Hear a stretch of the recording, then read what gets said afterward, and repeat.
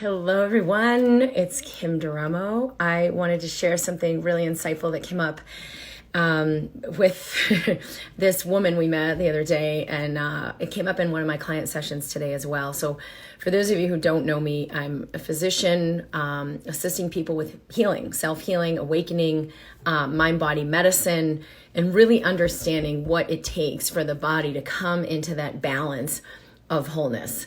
So there's two things about this. One is it is such a miracle of life that the body is able to establish this balance. There's like billions of bits of information going on in any given moment. And there's so many ways we could disrupt that with all the things we worry about, with all the ways we get out of alignment, like doing things even though we really don't want to do them, or thinking, oh, I have no choice, I have to do this. Like everything that you think is a cellular message, everything that you tell yourself is going to be embodied cellularly. But we don't really need to live that way. When we let go, when we surrender, all of it comes into alignment. And it's as simple as just digesting your food, fighting off pathogens, or as complex as like fertility and conceiving a child. There's like so many things that need to go right to have that happen, but that's all the stuff that's happening for you when you surrender. Like all of it is taken care of for you. You could think of it, you name it, it is being taken care of for you. But you've got to sort of just 2% let go of control, let go of trying to get it, trying to make it happen, because that's what creates stress in the system. So one of the things that came up in this private session today with this amazing, amazing woman was about receiving. And how if we're not willing to be a great receiver, we can't really let all of that healing in. We can't let in abundance of all that the universe has in store for us, love from other people, or all of that, like that easy alignment that your body can heal. If you're not a great receiver, like you feel like you don't deserve it, you feel like you're not good enough, you feel like, well, it's not going to come that easy, so let me work really hard and make sure. Or you feel like, well, yeah, I trust the universe or my body can heal itself, but just in case it doesn't, let me like make sure I make it happen. And then we we clamp down into tension, into control, and into the resistance that blocks it. So Mario and I, we flew back in last night from Portland. We were out, if you've seen any of the posts I put on, we were skiing out for the week in Mount Hood, which was amazing, like fun. And we did the ski camp, and my daughter did her race camp with our local ski team. So we decided to do this awesome camp. And we were pooped, but we were really psyched. So we drove back, we flew back in, and we're hanging out at the Durango airport because the driver was delayed. And we met this woman. And so, he and I are super, super enthusiastic about living in Durango. Like, it's the greatest place in the world. And she said, well, my flight was canceled and I'm here until tomorrow morning at 6 o'clock. And it was like 6 o'clock, it was like 6 or 7 p.m. And we're like, whoa, wait a minute. What? You're going to be here in the airport, go in town, stay at this hotel, do this thing, go get a great meal at this place, like make lemonade out of your lemons. Bummer. They canceled your flight and you're going to be in Durango, whole extra. It ended up being like a lot of hours, but make the best of it. Go and do this, go and do that. And we like lit up. So we were so like kind of tired and coming back in. And then in this conversation, we're like, oh, no, this is what's going on in our town. We got so excited. And this woman actually was like, no, I think I've spent too much money on my trip already. And, I just don't want to pay for a hotel room. And the crazy thing about it is, some of the hotel rooms you can get really inexpensively. She just didn't want to treat herself.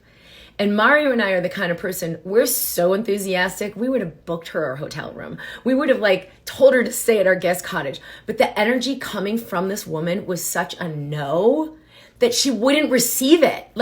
She just didn't feel worthy. She felt, no, I've already spent too much on myself. I should just, literally, she's on a bench in the airport and going to spend the next 12 hours, and she'd already spent many other hours, sitting on this bench, sleeping on this bench. What are you even going to eat, right? There's no restaurant in our airport. It's a tiny little airport. We were like, what? You're going to do what? And the way we've come to be fluid with not just money, But just as you're a great receiver, like life will bring it to you, either in the form of two uber enthusiastic people who are like, oh, we're going to hook you up. I was already texting my friend who owns one of our favorite inns to see, like, can we get her a deal? And I honestly would have just gotten her the hotel room, like no sweat, except she was so unreceptive. I was like, ah! Like the energy coming from her was like, no, I'm not having it. And we were floored because, geez, just to have an extra night and, oh, go eat at this place. And she was in a totally different energy. And the thing I wanted to share about this, which came up in my private session today, because this woman was willing to courageously open and receive, is that those energies you're going to receive when you open, you're going to feel the unworthiness. You're going to feel the, no, whatever, fear about money, like, oh, it's just too much. But if you keep receiving, you let those energies release and you actually allow in the gift, which is you are sovereign. Everything is a reflection of you. And it's either going to reflect your closure. No, that's just too bold. No, I've spent too much money. I can't spend any money. And you're like, and life's going to tell you, okay, you're right. So you got to sleep on the airport bench. Or you just open a little bit, like, what else is possible? Maybe I do feel unworthy. Maybe I do feel like kind of uncomfortable. Maybe I like spent too much money and went beyond my comfort zone of what I think I deserve. But what if I just soften and let in even more? Because softening in this moment is letting in more, right? It's not clamping down in the stress of like, I did the wrong thing. I shouldn't even breathe. Let me just open. Maybe I don't like what I'm feeling right now. Maybe there's a lot of fear. Maybe there's a lot of these conclusions I've had about money and what I should spend or what I shouldn't. Because you could tell she's had, sorry, I'm going to plug this in. She's had, a life where she's done it differently. But if you're in that moment and you're like, wait a minute, what else is possible? And you've probably heard me say that before, but just soften, question, get curious, open to a new possibility. You let so much more in. Always, always, always, always, and 100% of the time. So if you're in that situation where you feel like, oh, no, that's too bold, or that's too much, or I shouldn't ask for more, just get curious about that. What if I did become an even greater receiver? Maybe it's not even going to take money. Maybe it's, just opportunities that can come in. But if you'd allow them and be receptive, you'll hear the knock on the door. You'll hear the phone ring and just answer it. Life wants to inevitably give you so much more than what you're probably willing to receive right now, or probably in the act of receiving right now. And this amazing, courageous woman was willing to open to so much more kindness and compassion for herself. So like a lot of the densities she was holding, this was with my client, just dropped off, and she could feel the clarity and she could feel the lightness, and just everything changes when we do. Your brain changes, your chemistry changes, all of your, digestion changes, everything in your endocrine system changes. It's very, very receptive to what's happening in you. So if you think in any way you can see that yourself in that woman who was like, no, and just like resigned herself to, you could tell it wasn't joy for her, right? It wasn't like, I'm just going to camp out in the airport, watch my movie. You can make any experience awesome, but you could tell for her that was not awesomeness, but she was denying something else from coming in because of the conclusions she had that like, no, that's just too much. So I wonder how many of us could just open, just to let a little more possibility in, be more generous with ourselves, because life is always going to be more generous with you. This is how the body heals. You've got to let it in first, even though it seems like, no, it's too much. Oh, it's not possible. Yeah, it's for them, but not me. Just like pause. Wait a minute. What if I could have it too? Just like I see this other person. And instead of feeling jealousy, I actually feel the yes, and I'll have what she's having. I'll have what he's having. I'll have something new and exciting that I never even imagined possible, and just hold that space for what's possible in your body. All right, I love you guys. I'm at drkimd.com. I will be sharing Wednesday this week in Mind Body TV, which is on my YouTube channel, Dr. Kim Duramo, or in the Mind Body community in Facebook. We'll be there live, 11 a.m. on Wednesday, 11 a.m. Mountain Time on Wednesday, about how to assist others in awakening. Like, how do you get your family members on board for your own awareness and understanding? And always when we have the inspiration of like, whoa, there's a whole different way of how I could interact with life, how I could let things in, there's a whole new layer of what's possible, we want to share that with the people we love, or our spouse, or our family. And a lot of times we find like that just doesn't go so well. But what we don't realize is how we are actually creating that resistance we see come up in them. And I had an amazing experience with one of my best friends where it was like such a miracle, was able to share with her dad some of her insights she has about what's going on right now in like the health and wellness dimension of reality. Where he was just like, fear, you got to do this and you've got to do that. Let me just shake some sense into you. You don't understand.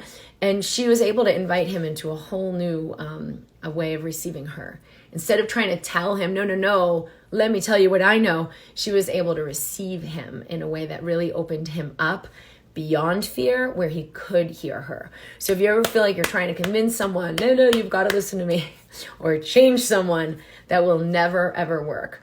But I'll share more on Wednesday about how can you create receptivity in that person, because you're asking them to open to something new by creating more receptivity within yourself first, because that's actually always what you're really looking for. You don't need them to change, but you do need to feel more whole.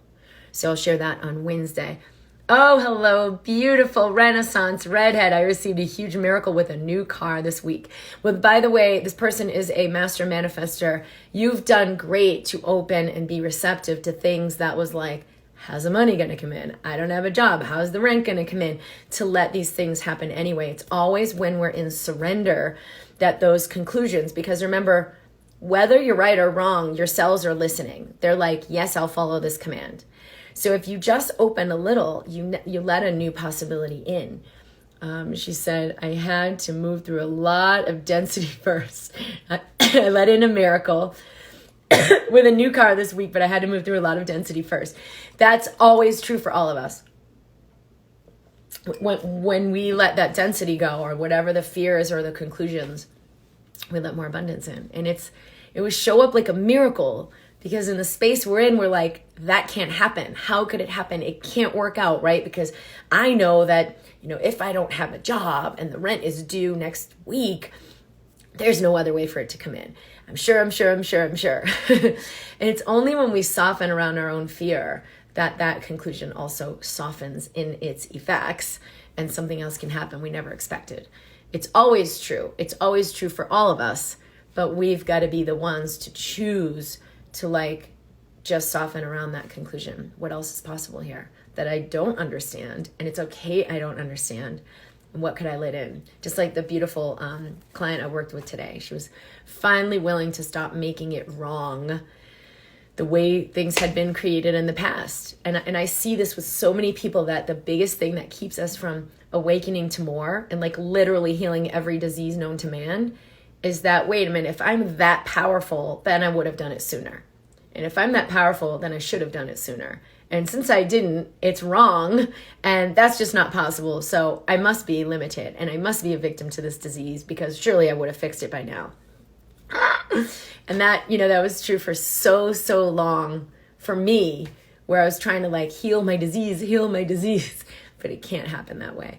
Dariana said, how do you fill the needs of your spouse without sabotaging yours? You can't fill the needs of anyone else. You can't. You can only show up more fully in your own wholeness, which is the invitation to them to connect more fully with theirs. Not because you're telling them, hey, here's what I did, you can too. It's an electromagnetic effect. It's a mirror neuron effect. If you want anyone to be more connected, you connect more within first, because that will automatically set them up for more connection to source within themselves. So anytime I'm trying to fill someone else's needs, I'm always selling myself short. But when I come into more wholeness, which could be something like, oh, let me do this thing for this other person. like I said last night in the airport, in 2 seconds, we would have easily got this woman a hotel room, paid for a hotel room. There's no question. We've done stuff like that before. But both of us were like, that this is not an inviting energy. This is not a receptive energy. Like there was no space for that. And it was like, you know what? I'm going to honor what I know. I'm going to honor what I feel, which is like, let's just leave her better than we found her. Let's just intend, for the best and wish her well and let her be where she is because she's choosing to stay there. You can't change anyone. You can only honor yourself more fully. And that's really the invitation for them to do the same. Because it does sabotage yours, right? If you're like, I've got to make them happy, it's going to always be like, what? At the cost to yourself. It doesn't work. It only works when it's like, this is an organic yes for me. I'm going to gift them this thing, or I'm going to say these words of encouragement, or I'm going to uplift this person because it makes me feel more whole. So always connect with your own wholeness first, and it will guide you. Sometimes the best thing you can do for someone else is walk away. Wish them well and walk away. But always honor you, because that's what will create the most for them. So I'll talk more about this on Wednesday. I'm really excited about this topic, and I know a lot of people in the Mind Body community in Facebook are really excited about this as well. There have been a lot of questions on that. So lots of love to you. Thank you for being here. Thank you for the hearts. And I'm at drkimd.com if you would like to connect more fully. You can share this with others that you love. And I'll see you soon. I'll see you Wednesday at 11 a.m. Mountain live from Mind Body TV, or back here next time I come in. Bye.